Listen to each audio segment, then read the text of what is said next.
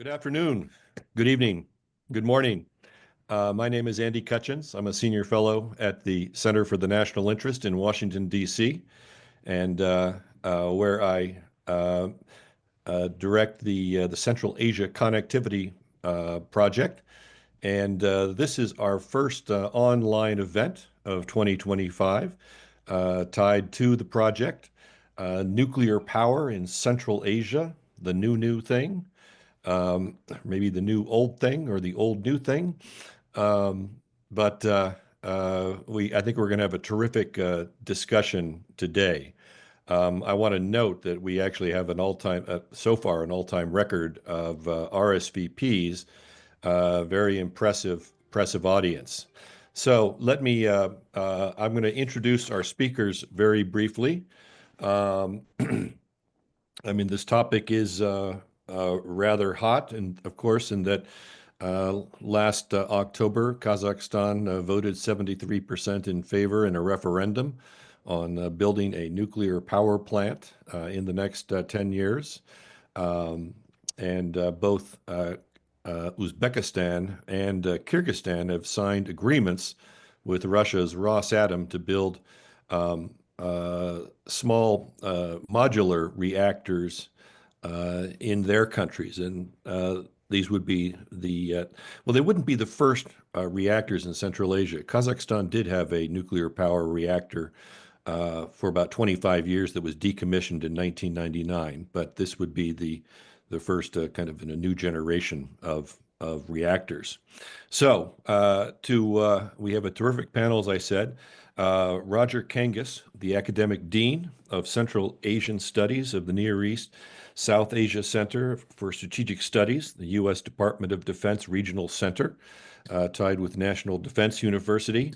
And I think, Roger is really a dean of Central Asian Studies in the Washington, D.C. policy community and around the world.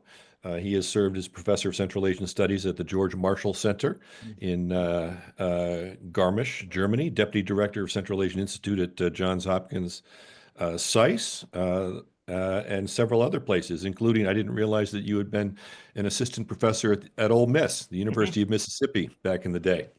Anyway, welcome to Roger. Following Roger will be Elvira Idrikanova, who works with the Central Asia Connectivity Project at excuse me, at the Center for the National Interest. Sorry, Paul.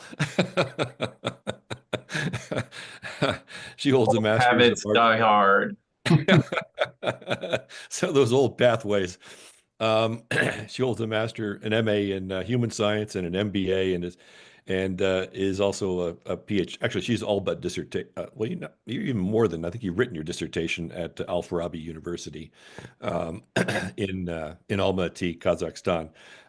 Elvira is also a co-author with me and a couple of others of the Center for the National Interest report on Afghanistan's Kosh-Tepe Canal, as well as a couple of op-eds that we've done, one for the National Interest and another one for the Diplomat. Finally, last and far from least, is Paul Saunders, the president of the Center for the National Interest and a member of its board of directors.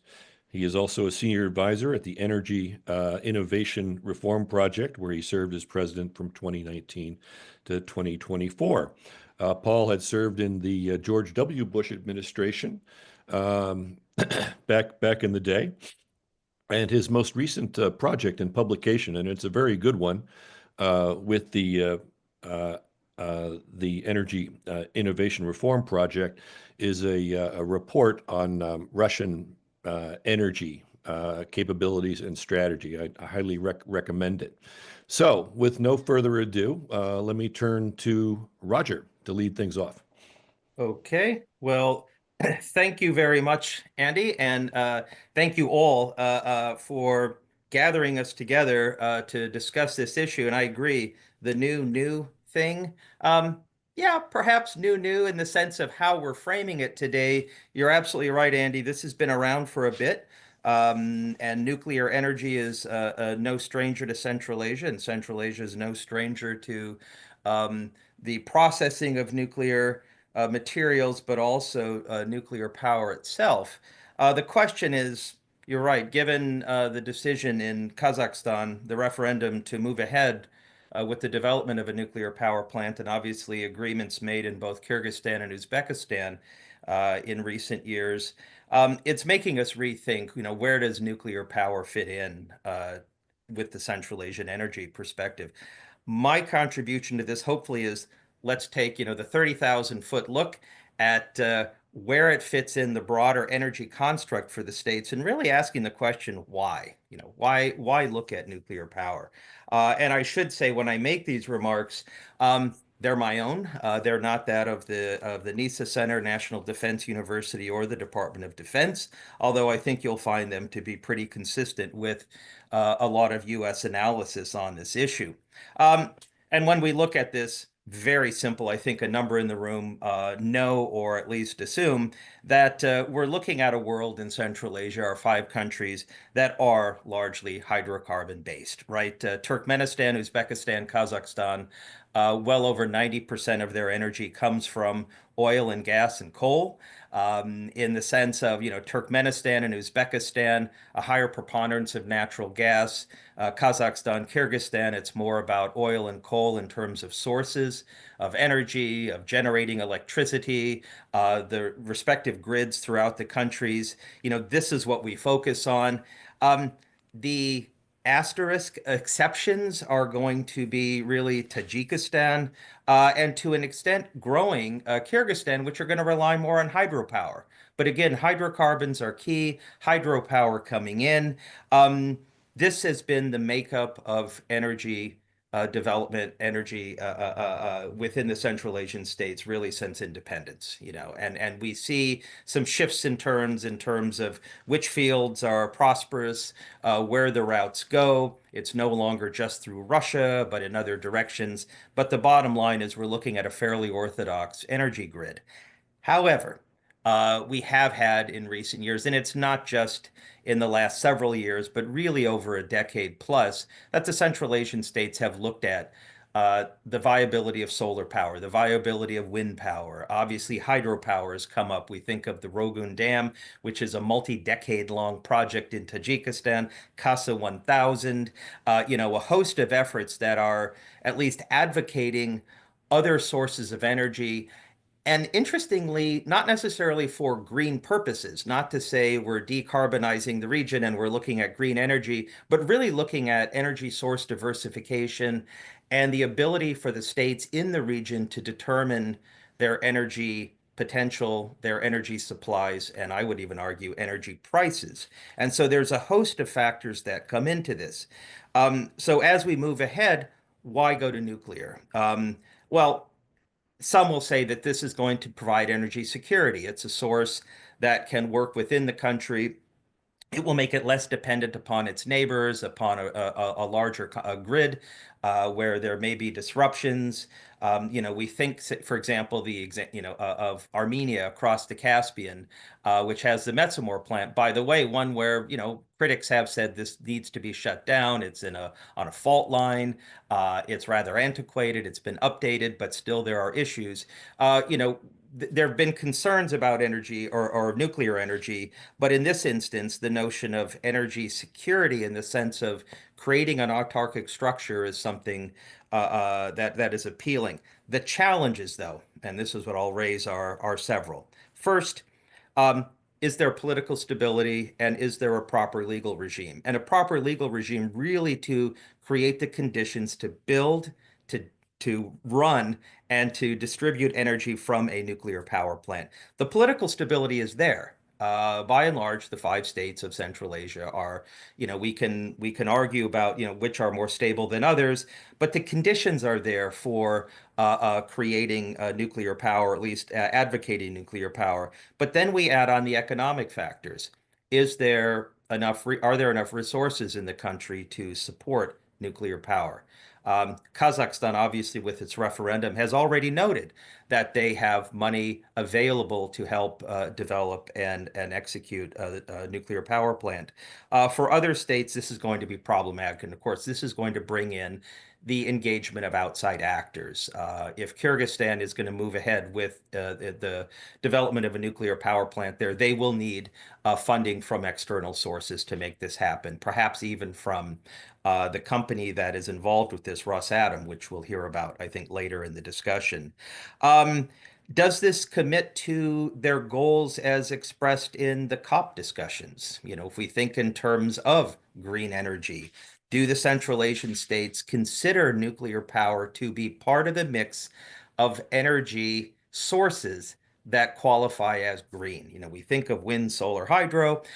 Those automatically fit in that category. Interestingly, nuclear is a debated one, and happy to follow on this. I'm seeing increasingly the view in the region that it is, that this is part of this composition of moving away from hydrocarbons towards so-called green energy sources, and now we're going to put nuclear in this mix. A number of other things I can bring up, but what I just want to close by saying is in looking at this broader picture of why go nuclear, again, I want to go back to the notion of the states themselves trying to make decisions on their own energy security. If we think of the why, that question is answered. The when, how, with whose assistance, at what cost, these are the questions now being asked. And if you look at reports, whether public reports from the governments, discussions from academics and think tanks and different research projects, and I'm really encouraged by the fact that much of this work is being done by researchers in Central Asia about their countries. You know, we're seeing a lot of debates on those issues. A lot needs to be settled and a lot needs to be done. The fascinating thing, though, is the view of nuclear energy itself, and I think our next speaker is going to address this in more detail, is how people in the region perceive it. And I'll say, as somebody who was a student in the Soviet Union during Chernobyl, the year of Chernobyl, and then later back as a researcher in Central Asia, when the reports from Semipalatinsk were being made public and the impact, the negative impact of nuclear testing in the countries took place. You know, in the last century, we can say the view was moving in the negative direction. Let's get away from nuclear power. Let's get away from, you know, anything nuclear in the region. Even the removal of nuclear weapons was critical. Today, if we look at the value of mining of uranium in Kazakhstan and Uzbekistan, if we look at the potential, again, of withdrawing from dependency on other states in the hydrocarbon energy market, perhaps public opinion is shifting more in favor of nuclear energy. That's going to be a key thing as we move ahead, and if the states decide to actually implement policies developing nuclear power plants. With that, Andy, I'll finish and turn it back to you. Thank you. Thanks so much, Roger. That was a terrific table setter, as I expected, and it also sets up a very nice segue to Elvira's presentation. Before we turn to you, Elvira, I just want to note to the to our audience that we will that this is an interactive discussion, and so if you have a question, comment, please use the chat function and express it very concisely, please, and we'll do our best to get to as many of questions and comments from the audience. It's a really impressive audience, especially today. Okay, Elvira, you're on. Hello, everybody. Since my presentation is quite intense today, I'd like to immediately jump straight into it. So in my presentation, I will briefly touch on the history of nuclear energy and the potential of these three states of Central Asia, Kazakhstan, Kyrgyzstan, and Uzbekistan. Then I will look at public opinion regarding the construction in each country, but mainly in Kazakhstan, including the level of support, concerns, and protests. I will also cover potential for building these projects, their impact on the political landscape, and the civil society initiatives, and briefly touch on geopolitical aspects. So Now Kazakhstan has already selected a location for a large nuclear power plant, and the last year, actually today, President Tokayev instructed the government to decide on a actually second location of a nuclear power plant. And we know that last year in October, referendum was held where over 70% of voters supported the project. In Uzbekistan, now a small nuclear power plant being built with the participation of Russian Rosatom. And with the potential for the larger one in the future. Kyrgyzstan, in turn, has signed an investment agreement with Rosatom with building a wind power station, but is also considering the construction of a small, right now is wind power station, but in the future, Kyrgyzstan is considering construction of small plant. So the public reaction to these projects in different countries are uniform. Kazakhstan faces greatest resistance right now. So I would probably start from Kyrgyzstan. In 2022, Kyrgyzstan signed a memorandum of cooperation with Rosatom. Specifically, Russia proposed to consider the construction of 2 reactors, and in early 2024, Rosatom completed the development of technical specifications. The same year, the independent survey was conducted in Kyrgyzstan with more than 3,000 people expressing doubts about the safety of such project. As shown in this slide, almost 80% of respondents believe that Kyrgyzstan is not ready to build nuclear power plant due to a lack of information and safety measures. The main concern are seismic activity, as 90% of the country, Kyrgyzstan, is located in mountainous regions. And the second is insufficient information. The third is potential risk of economic dependency on Russia through Rosatom. Some citizens support small plants with a capacity of 55 megawatts, but oppose large-scale projects. The situation in Kazakhstan is more complicated due to the heavy legacy of Soviet nuclear tests in Semipalatinsk. Last year, I mentioned that referendum was held in Kazakhstan with a turnout of 63%, about 7.8 million out of 20 million of Kazakhstani population, and there over 70% of voters supported the construction of the nuclear power plant. Before the referendum, the surveys also showed that most Kazakhs endorsed the idea of nuclear energy. As you can see from this slide, the government study revealed that over 50% of voters believed that nuclear power plant could play a key role in addressing the country's energy deficit. However, online sentiment was largely critical, and most comments opposing the project. Key concerns include safety, environmental risk, and of course, historical trauma from Semipalatinsk nuclear test. However, Kazakh government clearly supports the idea of building a nuclear power plant, running the state campaigns, controlling the government flows.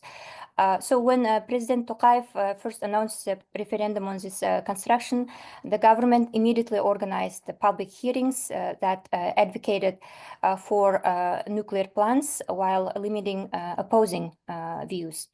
Local Radio Freedom reported that during the referendum day was violations, including ballot stuffing. Citizens received one-sided information from local media, highlighting only the optimistic aspects of the nuclear energy, while risks and the consequences were not discussed. Some activists and journalists faced administrative punishments for pulling experts, especially before the referendum. And all this has caused many to question the integrity of the progress in Kazakhstan, considering that previous elections and the referendums did not meet their expectations. Nevertheless, the government argues that nuclear power plants will help solve the energy deficit, especially given the aging thermal stations and the need for a stable energy source. Government forecast predicts that by 2035, Kazakhstan may face energy deficit of 80 up to 8 gigawatts. Also, Kazakhstan relies heavily on electricity imports. For example, in 2024, Russia became its primary supplier, followed by Uzbekistan and Turkmenistan, Kyrgyzstan. So building nuclear plants is seen as a long-term and the only viable solution to this challenge. However, it is important to note that they won't, of course, address immediate electricity shortages, as construction typically takes 10 or more years of such a projects. And furthermore, as we know, Kazakhstan is largest global producer of uranium, and that makes all this construction of these projects, of course, logical step. As shown on this slide, you can see the Kazakhstan holds 12% of world's uranium reserves, and in 2023 produced more than 21,000 tons, accounting 43% of global production. And you can actually see Kazakhstan's uranium potential here by blue, and this is by green is Uzbekistan's. So you can kind of compare the of these two countries' potential. So let me now from here return to aspect of civil society very quick, if I can briefly go through. In general, opponents of nuclear power plant construction in Kazakhstan highlight several concerns, including the risk of potential accidents. You know, people recall the tragic experience from Chernobyl and Fukushima. However, we know that modern 3+ reactors may have higher safety standards, but many still confuse nuclear power plants with nuclear weapons, which you know, intensifies their fears. And then second is, of course, Soviet nuclear tests. It's I would say, historical trauma for Kazakh people. Environmental risks is served as a concern. The project is planned near Lake Balkhash, Ulken region, and opponents fear water pollution. The location was likely chosen because of uranium deposits on the east of Ulken, but there are concerns that thermal pollution, as Balkhash is partly a source of fresh water. And as we know, the region is already facing potential water scarcity issues. The corruption is next concern. Large projects in Kazakhstan are often linked to financial scandals. A prime example is a light rail transit project, a multi-million-dollar initiative that was never completed, and the stolen funds have not been recovered. However, projects like nuclear power plant even more sensitive than typical ones. So as even tiny mistakes could lead to significant issues. And the next, and I would say this is the main one right now, one of the main concerns in Kazakhstan, geopolitical vulnerability. This is one of the main reasons why people in these states right now oppose the project. If the partner is Russia, then dependency on Moscow will increase. Russia offers favorable terms like full financing, as it's seen in Egypt or Turkey and many other countries. But experiences in these countries show that Russia projects often face delays. For example, construction of a nuclear plant in Turkey was delayed to supply problems caused by sanctions. And after the referendum, opponents of nuclear power plant in Kazakhstan began to speak out against cooperation with Rosatom, believing that company will get the best chance beginning of being chosen by government. And I think these concerns are valid because Russia may use nuclear technology as to increase its influence in the region. A prime example is occupation of nuclear power plant in Ukraine. and which is rarely discussed in Central Asia, but it should raise concerns, in my opinion. So right now, Kazakhstan has 4 potential suppliers on its shortlist. Experts and the anonymous sources close to government believe that preference will be given to Rosatom, followed by China and maybe France, from which Kazakhstan may purchase technology. However, given to following pressure from the public, President Tokayev now may change his approach and not give full preference to Rosatom. It is possible, though very unlikely, that Kazakhstan could build plant itself, delegating reactor installations to Rosatom and the turbines to Russia, to China, and maybe France. If I may, I can just switch to Uzbekistan from here, and very briefly, if I may. There is a similar concerns exist in Uzbekistan, where the construction of a small nuclear power plant has been actively developed since 2024 by Rosatom, and the government is targeting carbon neutrality by 2050 and reducing dependence on coal and gas. However, Uzbekistan also faces issues with transparency, and unlike Kazakhstan, there is no independent surveys have been conducted in Uzbekistan. So. But I had much more to say, but I guess I will just end from now. Thank you. Thanks, Elvira. That was extremely informative. Let's turn to Paul. Thank you very much, Andy, and thank you, Roger and Elvira, also for taking part in the session today. I'll try to make maybe 3, 4 broad points of attempting to get into a little bit into the Russian perspective or the view from Rosatom. The first thing I would say is, I think it's important to look at nuclear power in Central Asia in the historical context of the Soviet era, because I think that the Soviet legacy still has some pretty significant impacts. First, yes, there was a nuclear reactor in Kazakhstan. That was a fast breeder reactor that was part of the Soviet nuclear weapons complex, and it was supplying power, but it was also intended to be part of the nuclear weapons apparatus. And so from that perspective, not unusual, really, that citizens in Kazakhstan might confuse the two things. Secondly, the Soviet Union was really careful about where it built nuclear reactors. And they were overwhelmingly in Russia and Ukraine. The one that was in Kazakhstan was really kind of an exception. And the Soviet Union actually was relying heavily on Central Asia, actually on Kazakhstan, not on Kazakhstan, on Kyrgyzstan and Uzbekistan for uranium mining.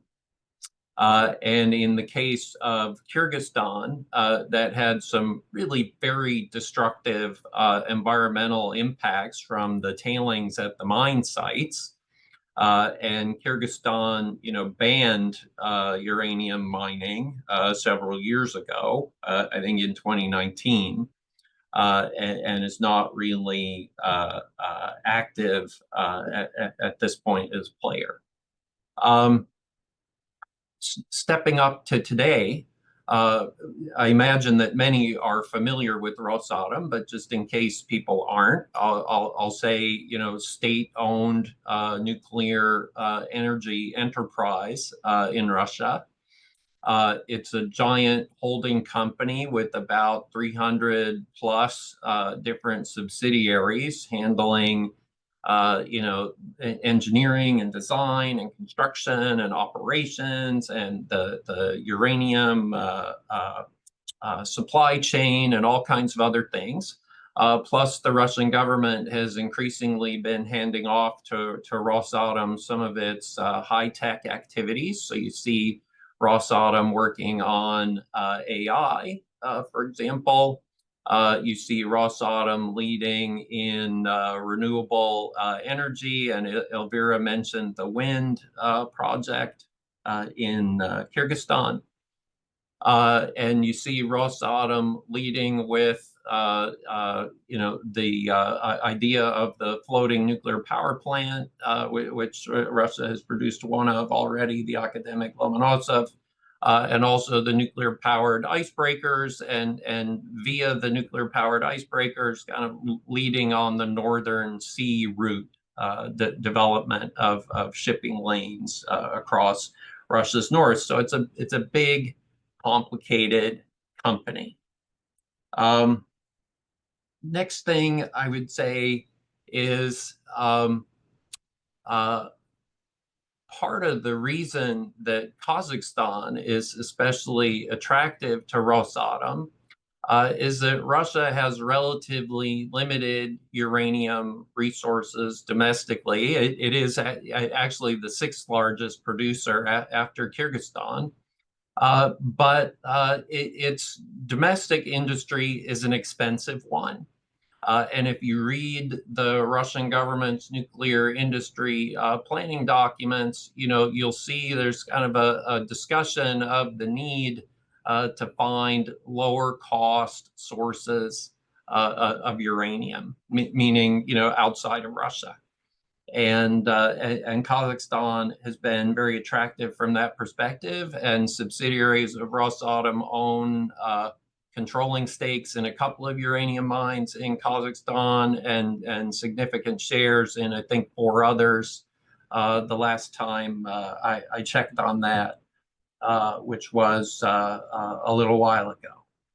Uzbekistan's uranium actually historically, since the Soviet period, has, I think, overwhelmingly gone to the French company Orano, and through Orano, much of it actually to the United States.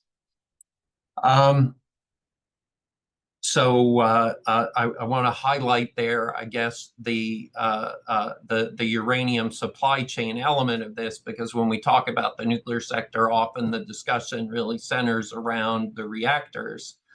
And Rosatom controls about 45% plus or minus of the global enrichment services capacity.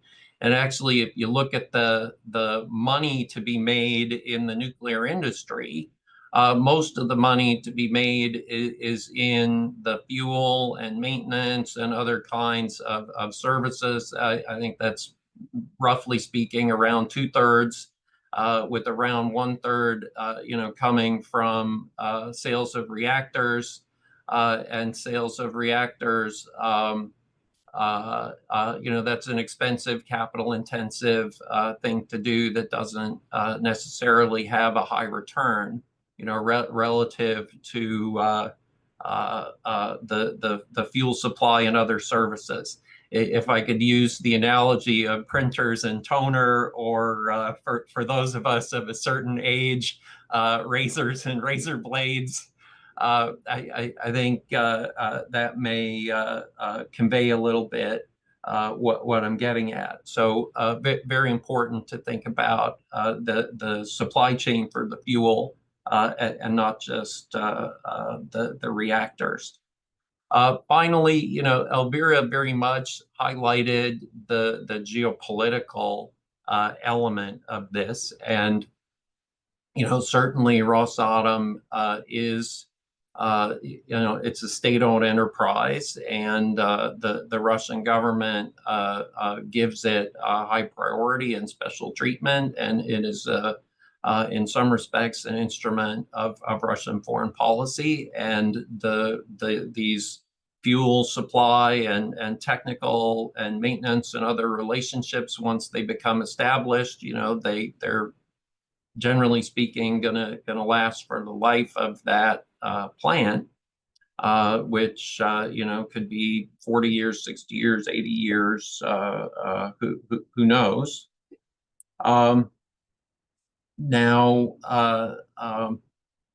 it's clear that a number of the governments in the region are quite sensitive to that. And my impression was, in the case of Kazakhstan, at least, that the leadership was sort of talking about trying to have a consortium of companies involved. And, that's something that's probably easier to talk about than to do. Especially, given some of the complexities involved. But, certainly China is competing. The French EDF is competing, as Elvira pointed out, and Korea Hydronuclear Power, which was very successful in building 4 reactors in the United Arab Emirates, and has some contracts in Central Europe, and actually managed recently to settle its disputes with Westinghouse, which had been interfering with some of its export business. They're also competing there. So Kazakhstan certainly does, have the opportunity to look in another direction from Russia if it wants to. Where Uzbekistan is concerned, I would point to the small modular reactors that are the subject of the agreement there. And those are kind of a land-based version of the small modular reactors that are on the academic Lomonosov, the floating nuclear power plant that's already operating, tied up off of the sort of northern coast of Russia in the distant Far East, supplying power. And what I think is especially noteworthy there is that would be the first foreign sale of that reactor type. So for Rosatom, I think that's potentially a really strategic sale, because it would allow the company to demonstrate internationally that's a viable product offering. And for Rosatom, it may be actually somewhat easier to persuade a government like the government of Kyrgyzstan to engage in a first of a kind experiment as an export version of that technology than it might be to persuade others elsewhere. But that certainly is going to be key for Rosatom. The last thing, very last thing I would say, I alluded a little bit to the fact that building nuclear reactors is an expensive undertaking. And on one hand, Rosatom, is a state company. It has the full backing of the Russian government.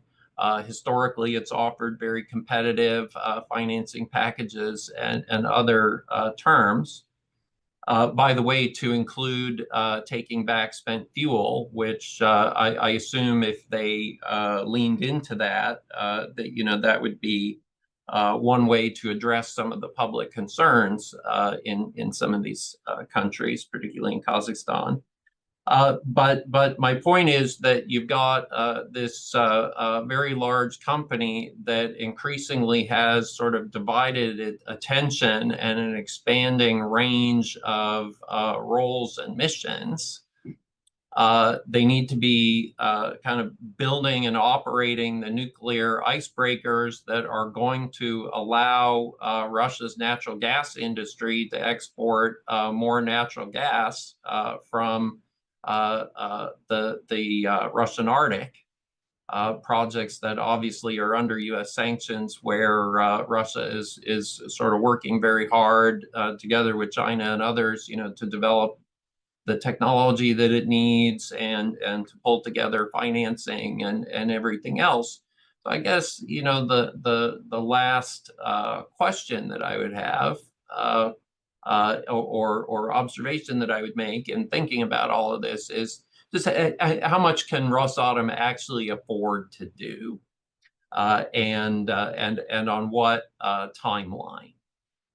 That I think is something that bears thinking about. So let me stop there. Thank you very much to all, and I hope that provides some useful context. Thanks, Paul. That was terrific. Exactly what I was looking for. I think I have three questions, mostly questions. Maybe one is kind of a comment question, and turn to the three of you. I guess the first is probably more for you, Paul, in that conspicuous in its absence is the candidacy of any U.S. companies to build a nuclear plant. And I was wondering what you thought about that. Of course, the fact that we have not built a nuclear plant in our own country for now more than 45 years. Is it, or if if that is the case, or what are we potentially a player there? Well, I mean, sure. hold I on. mean, oh, sorry. Okay. Let me get the others out there. Then I'll turn it over to all three of you. I mean, we now have a president who is especially going to be supportive of U.S. private sector everywhere, and will be, I think, exerting pressure in some places. We already see that, of course. Tied to that, I have a number of Central Asian friends and colleagues that have expressed concern that the Trump administration may not be so accommodating or look away from Central Asian facilitation of getting around Russia sanctions, and there could be increasing pressure on them. And one idea I've thought of, and actually I think our friend Gavin Health put this forward back in October in a very good short piece he did for the USIP. Looking at the role of Kazakhstan and Uzbekistan as suppliers of uranium, and I think maybe Kazakhstan has some capacity to process it, but I'll leave that to you guys. But the point is that at least as of 3 months ago or so, the United States nuclear industry was still dependent upon about 20% of enriched uranium supplies coming from Russia. Now, the Biden administration did finally announce that it was putting an end to this. I don't know whether anything has actually happened. This is a pretty difficult supply chain to replace in short order. But what is the possibility that you could see that Kazakhstan and Uzbekistan could replace some of these supplies coming from Russia over time? It seems like, well, what do you think about that? I think that's mainly for Paul and for Roger. And my last question, before I turn it over to you, and then we'll go to our audience, is well, I'm from the San Francisco Bay Area, and so I grew up on stories of the 1906 San Francisco earthquake and fire and the devastating role. My grandmother and grandfather were both like about 12 years old when it happened, and so that's kind of in the frontal lobe. And the Central Asia is one of the most seismologically volatile areas of the world. In fact, I remember when I arrived in Bishkek to take over as president of the American University of Central Asia, then our then ambassador, Donald Liu, who's from LA, told me that Bishkek is, of all of the embassies and consulates around the world, Bishkek is in the most seismologically volatile area of them all. That's more than 200. So this is a more for you, Elvira, and I think for Roger. How much is this playing in public perception about the risk involved in building nuclear power plants. Thanks.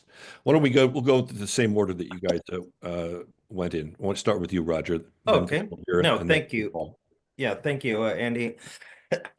And I'll be brief here, in part because I'll just focus on a few key points. I know my colleagues will address others, and then we can get to further questions. And it's interesting on the issue of the current administration, perhaps the focus on private industry, absolutely there's going to be an emphasis on, private companies, if you want to call it public-private sector engagement abroad.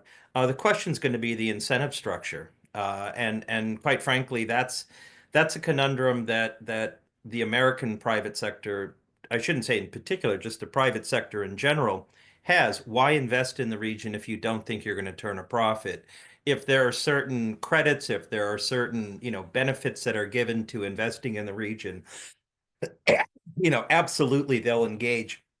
That's going to be a political decision. And I don't know if this administration is really going to push those kinds of carrots. I think it's going to be, go out there and do something. And if that's the case, they may find that investing in Southeast Asia is going to be more beneficial than investing in Central Asia, so they'll go and do that. This is going to be a challenge unless there's, I think, a structured incentive arrangement. American private companies are simply going to be gun shy going into Central Asia for the moment. Now, as Elvira noted, the French are engaged, the South Koreans are engaged, the Russians, the Chinese. There are other countries there, so there is at least choice. I'm just not sure if we're part of it. When it comes to the uranium coming out of Central Asia to benefit the U.S., I would even say in the broader context of strategic minerals, this has been an ongoing discussion. I should say a slowly increasing volume of discussion on, is this now the value of Central Asia? Because if we actually see the region for itself and construct a policy towards Central Asia that focuses on, excuse me, what I would say real bilateral engagement, certain raw materials, strategic minerals, and yes, within this uranium that could come to the U.S., that would be an advantage for the American, if you want to say, strategy to Central Asia. It's a focused one, it's a limited one, but it's a real one. Again, I don't know if we're going to go down that path when you think in terms of alternatives to Russian uranium and others. And then just lastly on the perception issue, and you're right, you take one instance like Fukushima, which is a confluence of tragedy upon tragedy upon tragedy, tsunami, earthquake, water problem, you name it. It was, if you want to say, a crisis that probably even the Japanese didn't really plan through. And that shook the, if you want to say, global nuclear energy community to the core. Angela Merkel almost immediately says we need to shut down nuclear power plants in Germany. Other countries are going down this path. You're right, Chernobyl played this role. 3 Mile Island played this role back in the 70s. But ultimately, if you look at the track record of nuclear power plants, they're pretty good. Talk to the French. Other countries who have the Chinese now who are increasing their production of nuclear power plants. It's a perception we shouldn't ignore.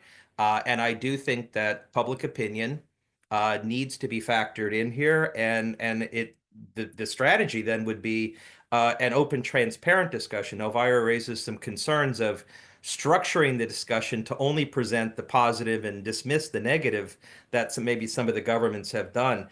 You need to push that aside, and you actually need to have more honest debates. Because, of course, when these accidents happen, when these near accidents happen, actually is the case of 3 Mile Island, the community itself, the nuclear power community, actually goes into overdrive to look at how do we work around these? How do we solve these? How do we address this so that problem doesn't happen again? So clearly, it's the public opinion issue is going to come into play in these, but I can definitely see the incentive for the governments, as we've noted, of Kazakhstan, Uzbekistan, and Kyrgyzstan for at least trying to move ahead in developing these plants. So. Thanks, Roger. Mhm. I'm actually quite bullish on nuclear power in general, despite my San Francisco background, I suppose. Elvira, let's turn to you. Thank you for the question, Andy. Yes, it is actually important to note that considering nuclear power plants in Central Asia is associated with the risks of seismic activity because all these countries basically are located in earthquake-prone zone. Raising questions about nuclear facilities safety, which is, I think, very, very important. Balkhash itself is located near the yellow and red zones where experts don't, rule out earthquakes magnitude 8 to 9 in the future, maybe not in the near future, but it doesn't matter because the nuclear power plants, as far as I know, served for 60 years.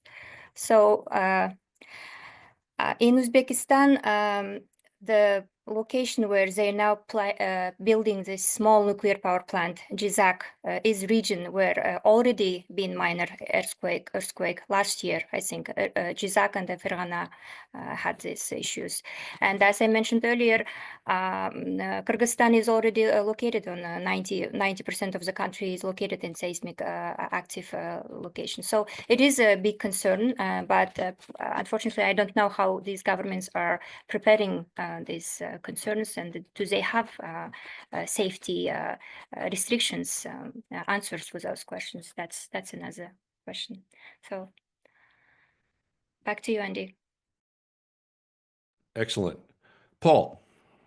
Let me just maybe narrowly focus on the United States piece and the Trump administration. And this will be a little bit speculative because I don't think we've really seen too much from the administration at this point on these issues.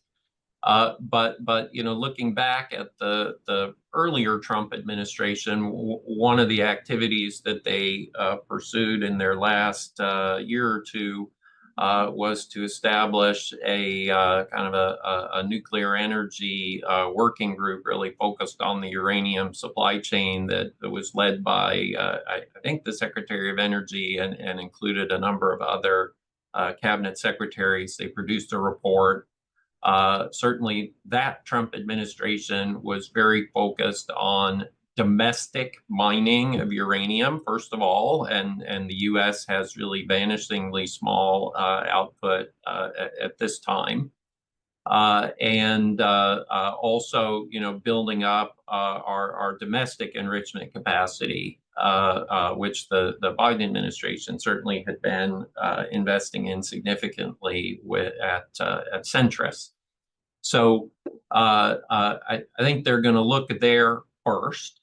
And then my guess would be if you start to look at what other places around the world where you can get uranium, if you look at the top 5, my guess would be that Canada and Australia are probably going to stand out for this administration before Central Asia would, particularly in a country like Kazakhstan, which, on one hand, yes, enormous output, but on the other hand, bordering Russia, subject in various ways to Russian influence internally, etc. So my guess would be that some might view Canada and Australia as more secure places to go. And there may also be an effort at outreach to Namibia, actually. There's already kind of I think Roger alluded to the wider critical minerals effort, and certainly that was a major focus for the first Trump administration, less so in the case of uranium specifically than in some other areas. But Africa was, there were a number of African countries that were important participants in that, and I expect that we'll see more of that too. Okay, thanks, Paul. That was excellent.